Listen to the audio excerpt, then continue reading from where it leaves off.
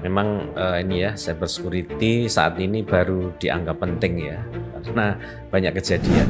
Secara umum yang dikatakan cyber attack ya, serangan yang dimaksudkan ini sebenarnya banyak kali ya, banyak macamnya, dan kebanyakan kita sudah sering mengenal. Pakar-pakar IT di Indonesia kan juga sudah banyak. Bahaya nggak, pengamannya gimana? Ini seringkali tidak diperhatikan, itu problemnya.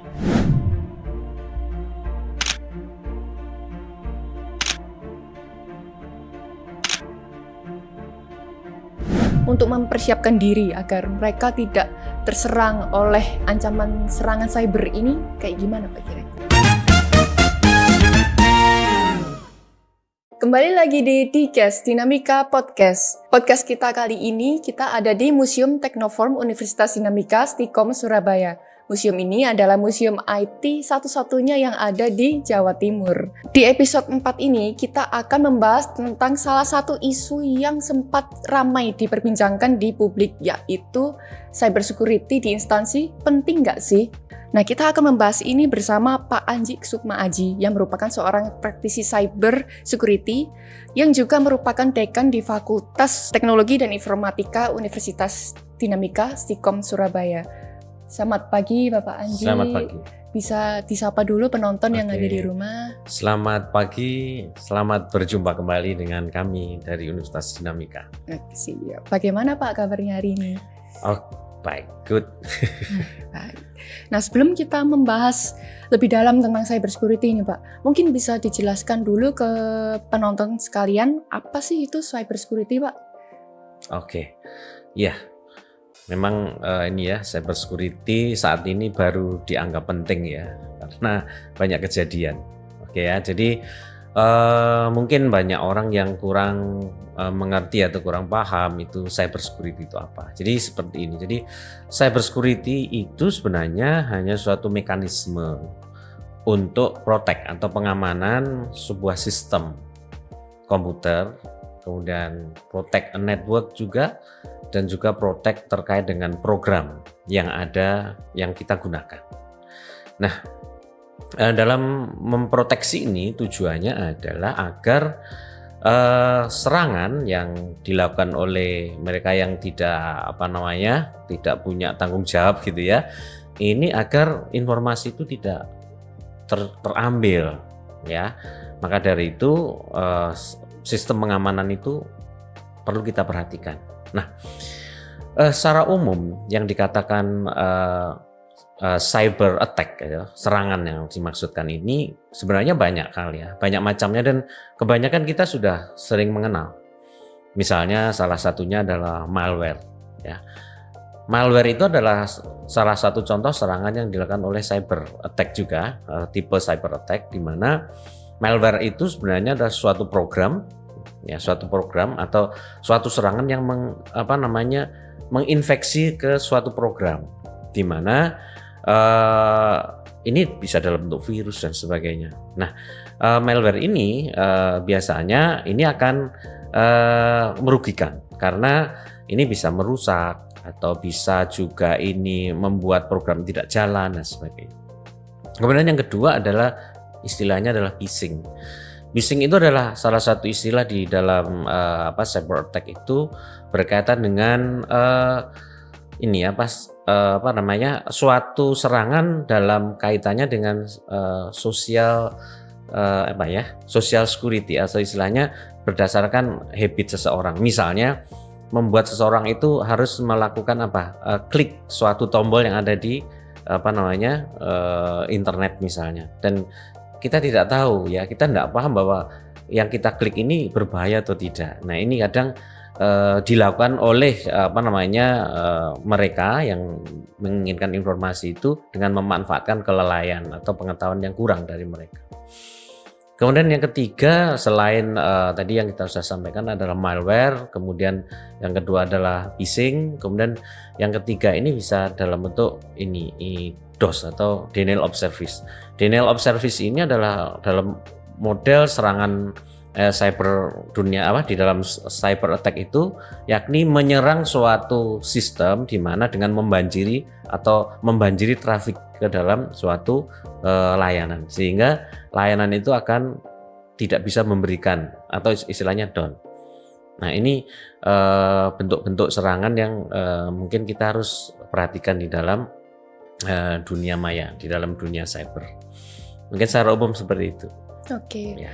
Ternyata banyak sekali ya di cyber security itu ada banyak serangan-serangan cyber yang bisa menyerang sebuah website gitu ya Pak ya. Ya, yang kemarin yang ramai dibicarakan juga kan juga ini ransom ya. Ya, Ransom itu juga salah satu bentuk tipe cyber attack juga. Cuman kan mereka itu kan dia nyerangnya dengan cara menyerang suatu file untuk dienkripsi sehingga kita diminta untuk mengirim istilahnya memaksa kita untuk membayar ya, atau istilahnya memaksa kita untuk membayar untuk akhirnya kita bisa mendekrip. Itu bentuk lain dari tipe lain dari serangan-serangan yang dilakukan di dunia maya. Oke, baik. Nah, dengan begitu menurut Bapak terkait perkembangan cyber security di Indonesia itu sekarang sudah sejauh apa nih Pak? Di Indonesia atau secara umum? Di Indonesia. Oke, sebenarnya pakar-pakar IT di Indonesia kan juga sudah banyak, dan juga instansi-instansi itu juga sudah tahu bahwa kalau sudah terkoneksi ke dunia maya harus diamankan. Cuman kan mekanisme itu kadang sekarang dia kenceng, besoknya dia kendor dan seterusnya, jadi tidak konsisten. Jadi sebenarnya pada saat ada investasi IT dalam ini perangkat lunak gitu ya, sebenarnya mereka juga tahu bahwa ini harus diamankan. Cuman kan konsistensinya itu kurang bagus, terutama di instansi-instansi yang pemerintah. Kalau saya ngamati itu ya, hampir setiap hari ya itu instansi pemerintah itu kena bobol gitu ya. Jadi ada situs situs komunitas hacker itu yang akan menampung informasi bahwa suatu situs itu dibobol hari ini. Ini hampir setiap hari itu ada dari instansi pemerintah kita gitu. Gitu, baik. Berarti tingkat keamanan cyber security di instansi-instansi di Indonesia seperti apa Pak? Gini, ada problem ya. Di Indonesia itu instansinya kan banyak. Ya, instansi kalau dari pemerintah pusat sampai pemerintah daerah kan banyak sekali. Karena hampir semuanya ini kadang dia menyediakan layanan sendiri-sendiri. Nah, ini yang kadang tidak memperhatikan faktor-faktor keamanan di dalam dunia cyber. Kalau mereka mungkin terpusat atau ada yang ada suatu instansi yang khusus menangani layanan informasi ini terpusat, mungkin akan lebih mudah untuk memproteksi atau mengamankan dan juga menerapkan policy-policy terkait dengan pengamanan di dunia cyber ini. Masalahnya adalah hampir semua ya instansi sampai level bawah dia bisa menyediakan layanan ke masyarakat. Nah, ini kadang mereka nggak paham bahwa nggak hanya layanan aja tersedia, tapi mereka tidak memperhatikan bahwa ini kalau kita luncurkan ke masyarakat, kita berikan untuk publik, ini bahaya nggak, pengamanannya gimana? Ini seringkali tidak diperhatikan, itu problemnya. Gitu. Nah, biasanya mungkin programmer itu punya plan B gitu kali ya Pak. Kalau misalnya server A ini diserang, dia punya server B untuk backupnya itu. Nah, apakah di instansi-instansi kita itu masih kurang pengetahuannya atau kurang aware-nya tentang persiapan server-server itu Pak? Ya, itu kan terkait tata kelola ya. Jadi kalau programmer kan yang istilahnya kan istilah buat mereka yang membuat program ya. Kalau terkait dengan itu ada terkait dengan tata kelola ya, tata kelola. Jadi kalau terkait dengan tata kelola misalnya pada waktu mau memberikan layanan aplikasi ke masyarakat, tentunya pada waktu memberikan layanan harus memperhatikan banyak hal. Selain security juga terkait dengan ini ketersediaan, ya, availability dari layanan itu. Nah, ini kadang juga tidak diperhatikan, Pak. Nah, kondisi ini yang mungkin ya ini sudah diamankan, tapi kalau terkait dengan ini nanti layanan harus tetap eksis. Bagaimana mekanisme misalnya dengan adanya sistem backup. Nah, sistem backup itu kan juga banyak strateginya, banyak teknologinya yang bisa diterapkan ya. Kalau saya ngomong ini panjang nanti karena sistem backup. Tapi intinya selain memperhatikan sistem keamanan juga bagaimana mekanisme menyediakan layannya agar selalu tetap eksis gitu ya. Jangan sampai ini down terus nggak bisa memberikan layanan karena lagi perbaikan gitu ya. Jangan sampai itu. Dan sistem take over itu sebenarnya bisa dilakukan dengan detik aja gitu ya. Jadi ini down bisa up dengan sendirinya. Sebenarnya itu sudah ada teknologinya. Oke. Nah, mendengar penjelasan Bapak terkait cybersecurity ini sepertinya hal ini merupakan sesuatu yang sangat penting ya Pak. Sangat dan penting, perlu ya. menjadi concern bersama karena baru-baru ini juga negara kita ini beberapa kali diserang sama hacker-hacker ya Pak. Salah satunya di PDN kemarin. Nah, apa saja sih Pak dampak yang ditimbulkan oleh serangan cyber bagi sebuah instansi? Itu semua sebenarnya serangan cyber ini dampaknya itu tergantung mekanisme atau tipe serangan ya. Jadi kalau misalnya seperti kemarin yang lama itu kan ransomware gitu ya, itu kan dia nyerang suatu sistem atau filenya tidak bisa digunakan karena dienkripsi dan mereka minta untuk kode agar bisa didekrypt ya, bisa dibuka kembali. Ini salah satu sehingga layanan ini tidak bisa tersedia ya. Nah ini apabila instansi itu menyediakan backup, otomatis ini tidak masalah nih down nanti ini up lagi sebenarnya ya. Itu bentuk serangan dalam model ransomware misalnya. Atau ada lagi bentuk serangan misalnya denial of service ya, DOS gitu ya. Itu mekanisme gimana? Ada layanan misalnya kita punya www.edu gitu misalnya. Nah ini kita dibanjiri dengan traffic. Otomatis ini akan tidak bisa memberikan layanan kepada mereka yang membutuhkan. Karena apa? Banyak traffic yang masuk ke tempat kita. Sehingga apa? Service itu layanan ini tidak bisa diakses oleh mereka yang membutuhkan. Jadi sekali lagi dampak dari serangan itu juga kita harus melihat tipe serangannya. Tipe serangannya apa? Tentunya semua serangan ini motifnya banyak. Ya, salah satunya motifnya agar misalnya eksis ya. Hackernya ingin eksis aja, ingin tampil gitu satu. Kemudian ada yang lain ya, hackernya ingin mengambil informasi ya, atau mencuri informasi dari instansi atau lembaga yang diambil informasinya itu. Tapi kan tidak mesti saat itu dia langsung menggunakan ya. Kapan-kapan pada waktunya dia akan menggunakan informasi itu atau file yang dicuri itu. Bentuk lain misalnya dalam kaitannya serangan ini dalam upaya dapatkan keuntungan ya dalam bentuk uang misalnya yang seperti kemarin ya. Jadi kalau kamu nggak ngasih uang saya sekian, ini filenya nggak akan berikan ke Anda misalnya. Atau misalnya kalau ke personal ya, kalau kamu nggak memberikan uang ke saya maka informasi pribadi Anda akan saya sebar di dunia maya. Misalnya si hacker ini sudah berhasil mendapatkan informasi secara personal misalnya. Foto-foto yang sudah di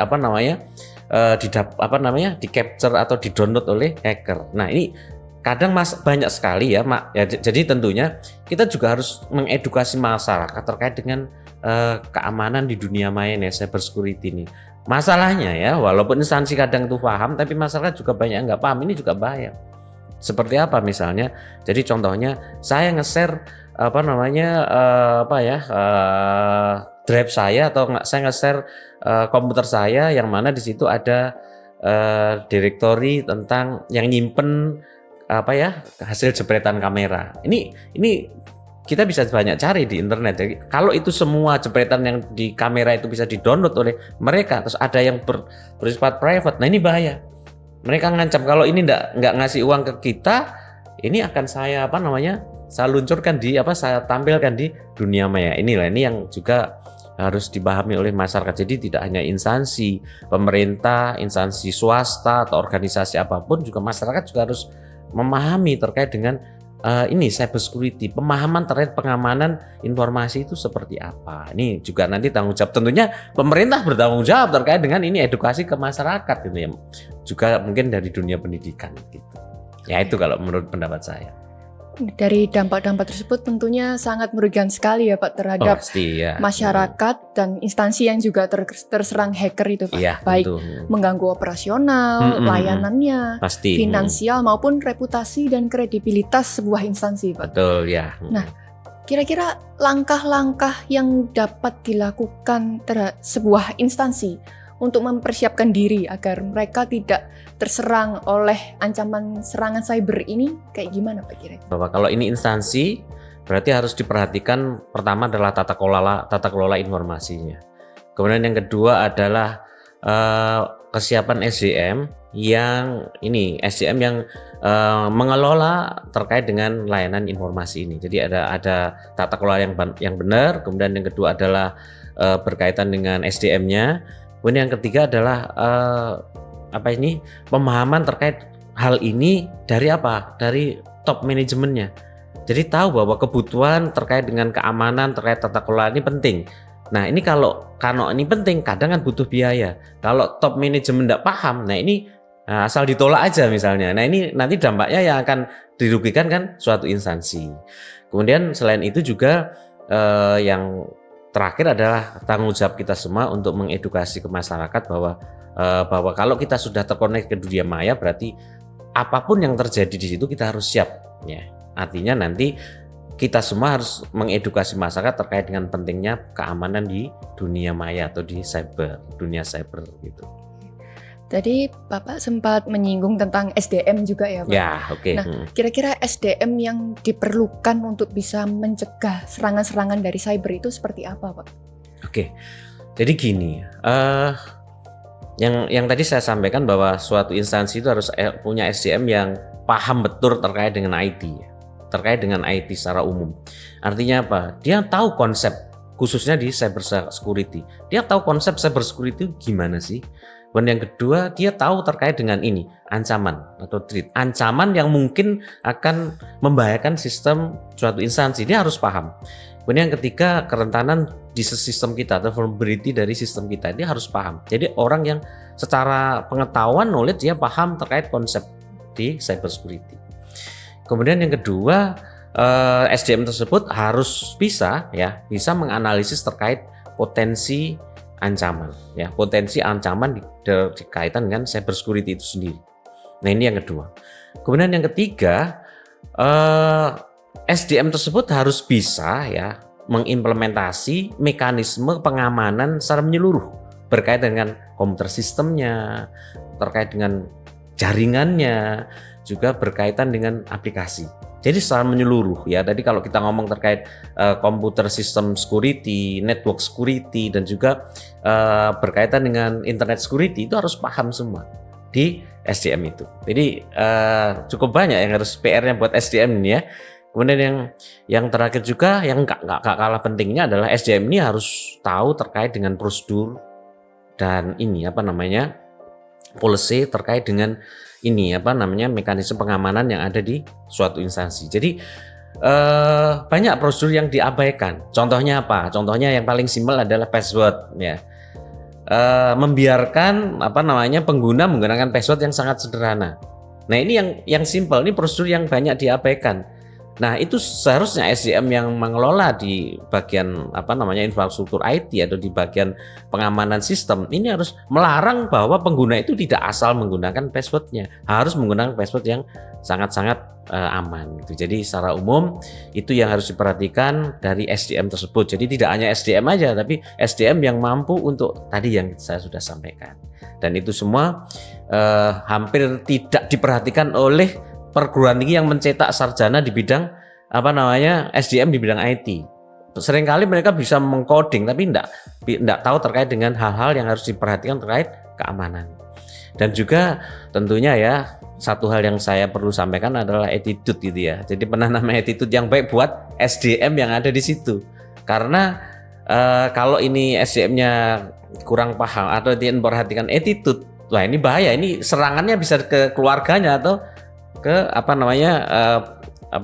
SDM yang ada di pengelola IT di suatu instansi tersebut. Mungkin seperti itu kalau menurut saya.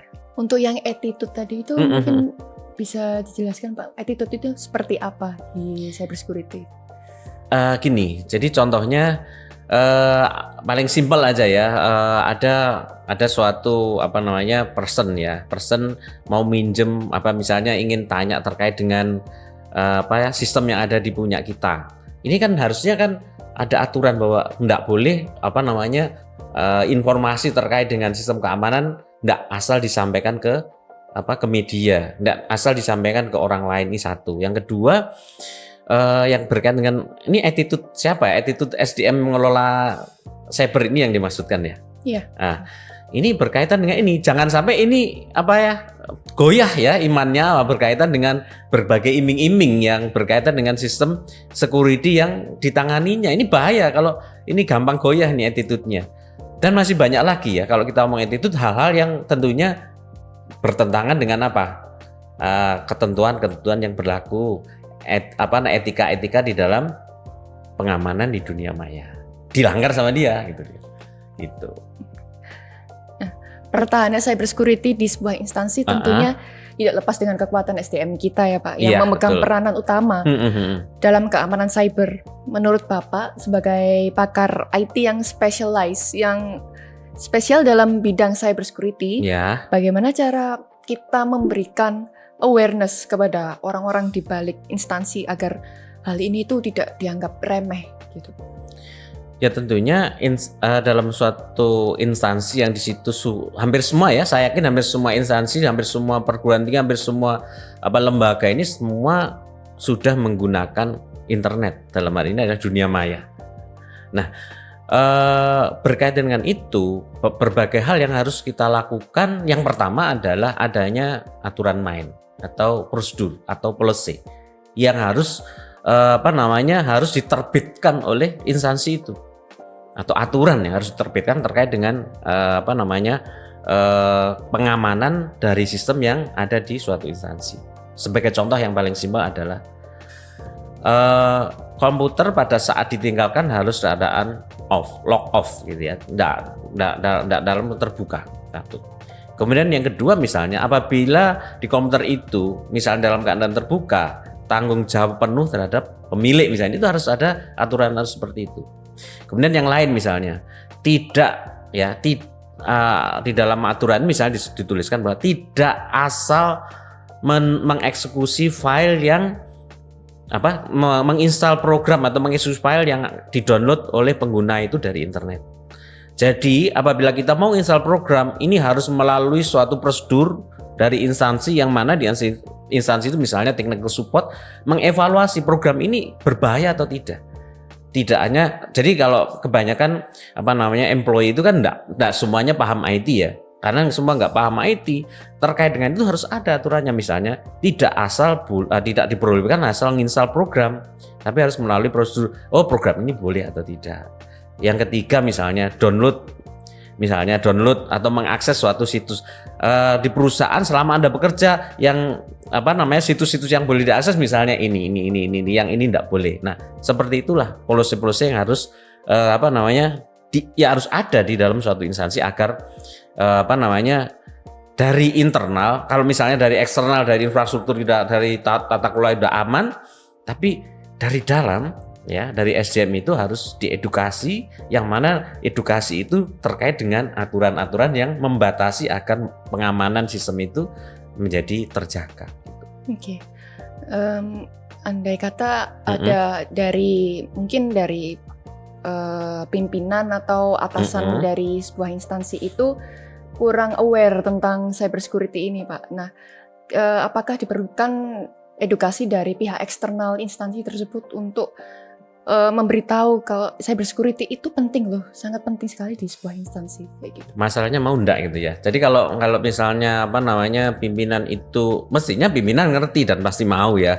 Kebanyakan hanya 1-2 yang nggak mau tahu gitu ya. Jadi secara umum mereka paham terkait dengan pentingnya pengamanan di dalam dunia maya. Saya rasa semua pimpinan memahami itu. Ya mungkin ada sebagian kecil yang nggak paham dan ngotot dengan kemauan dia bahwa nggak usah kayak gitu. Ya ada yang seperti itu, dan nanti dampaknya ya risiko yang terjadi di perusahaan itu. Oke. Nah, untuk edukasi dari eksternal itu mungkin bisa dari pemerintah Kak Pak atau gimana? Ya memang terkait dengan itu ya, kalau pemerintah mau urun rembuk ya memang misalnya di dalam pemerintah ada ketentuan-ketentuan ya. Ketentuan-ketentuan itu misalnya berkaitan dengan dokumen, misalnya terkait dengan Misalnya yang paling simpel adalah apabila suatu instansi itu memberikan layanan harus ada mekanisme pengamanan ABCD misalnya. Nah itu. Nanti dokumen. Kalau ngirim dokumen nanti dokumen yang boleh dikirim ke instansi lain adalah dokumen yang jenis misalnya jenis tag, jenis PDF dan sebagainya. Itu ketentuan-ketentuan itu harus ada. Dengan itu tujuannya apa? Mengurangi risiko pengerusakan, risiko serangan atau cyber attack yang terjadi di instansi mereka. Nah, memang harus ada yang tadi tentunya dari pemerintah misalnya ada aturan yang sifatnya global, kemudian nanti secara teknis bisa dari dari instansi sendiri, dari divisi IT-nya misalnya mengajukan terkait ke pimpinan bahwa ini loh Pak, aturan main bagi mereka yang menggunakan layanan dunia maya gitu. Oke. Berarti gini ya, berkaitan dengan cyber security, jadi secara umum itu saat ini menjadi sangat penting. Memang informasi atau terkait dengan layanan cyber security dunia maya ini sudah lama. Cuman saat ini perkembangan itu semakin dan semakin cepat sekali. Nah, untuk itu bagi semua pihak, baik instansi pemerintah, instansi swasta atau personal atau masing-masing dari kita itu harus aware berkaitan dengan pentingnya pengamanan di dunia maya. Jadi kita nanti harus paham apa sih yang harus kita lakukan di dunia maya untuk kita secara pribadi, untuk instansi pemerintah atau instansi lain. Harus paham dan harus harus memahami berkaitan dengan apa yang harus diperhatikan di dunia maya. Itu aja dari saya. Dari obrolan kita hari ini dapat disimpulkan bahwa cybersecurity ini sangat penting untuk diperhatikan bagi setiap instansi dan masyarakat ya Pak. Cybersecurity juga bukan hanya masalah mengamankan data, namun juga masalah reputasi dan kredibilitas sebuah instansi. Dalam menjaga dan melindungi data pelanggan atau masyarakat, instansi yang tidak memprioritaskan cybersecurity berisiko mengalami kerugian yang bentuknya beragam, seperti kerugian moral dan material yang dapat berdampak pada hilangnya reputasi dan kepercayaan masyarakat terhadap sebuah instansi. Maka dari itu, sebuah instansi baiknya mulai lebih aware dengan bahaya dari serangan cyber dan memprioritaskan program cybersecurity yang komprehensif dan berkelanjutan untuk bisa terhindar dari risiko-risiko yang merugikan instansi di kemudian hari. Sekian dari episode 4 di Dinamika Podcast kita hari ini. See you on the next episode.